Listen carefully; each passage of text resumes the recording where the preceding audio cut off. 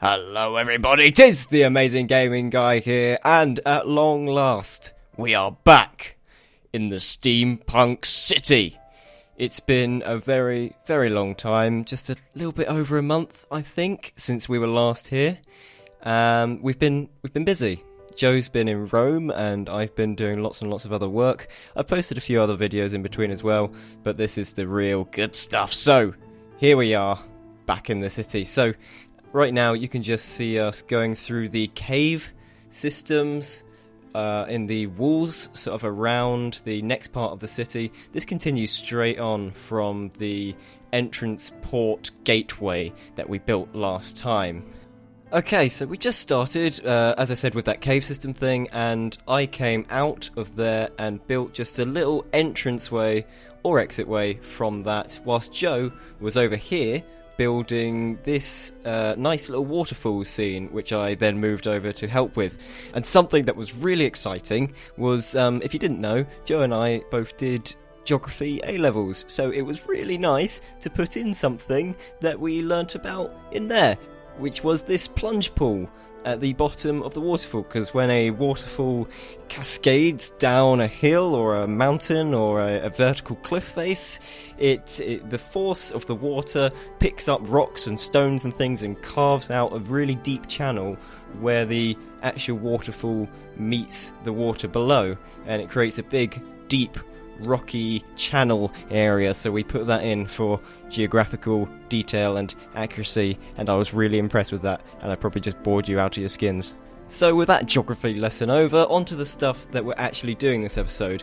Our plan this week is to create a terraced housing area, so the actual first residential district of the Steampunk City, and it's going to be on top of this sea wall that we're just building now, and you can see the little fences down on the actual beach area acting as groins, and another geography term there, acting as groins to maintain the beach area. We wanted it to look very industrial and Victorian and run down and steampunk, so we changed all of the sand and grass by the beach into a mixture of gravel and cobblestone to make it look more industrial and horrible and disgusting and derelict, in a nice way, if there is a nice way of doing that. Okay, so what we did is we just started by building these little doorways all along the edge of the stone walkway by the seawall, and every single one of these doors is going to be an individual house, but obviously they're all connected together because it's terraced housing. So really, it's all going to be one building, and as you see later in the video, it all really does just merge into one big, strange mixture of a building. And in the background, you can also see me building a very strangely shaped pillar with a house on top. I was really just sort of playing around with a different design, and you'll see that I do actually sort of abandon that temporarily for the time being and come and help Joe, and we actually move that structure further into the background, and we're going to come back to that idea in a later episode, which is why I haven't really focused on it with the actual camera here. So the actual general idea of this building is that it will have 4 floors with a roof on top, and the roof will be made up of a number of sort of dormer roofs, and each floor comes out by a block overhanging the walkway in front of it. So essentially what we were exploring was slightly older architecture than we have been exploring in the other buildings. This is more sort of Tudor period in British architectural history, which is why that we've put in these white clay little screen areas, because they act as the sort of mortar on the walls that you see on traditional Tudor housing.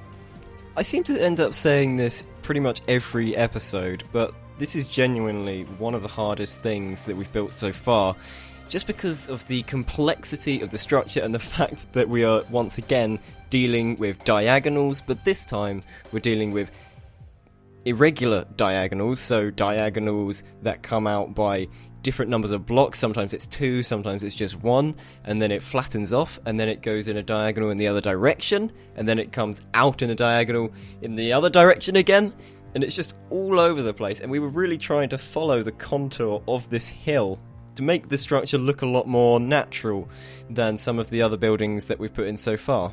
So what we're moving on to now are the roofs of the structure, and we wanted to have a single dormer roof for every single door that there is. So the idea is that there are 10 houses here, but they've all moulded into one building, but they are actually 10 individual houses within that structure. So there should be 10 dormer roofs going across, and because of the weird diagonals and different angles, these roofs were incredibly difficult to build, so I left it to Joe.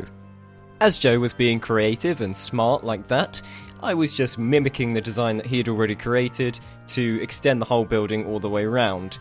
So yes, Joe really was the brains behind this build, yet again. He's just very good, and I just leave him to work his magic, and then I pretend that I actually helped him when really I just did some manual labour. Having said that, here is a section where I actually do something.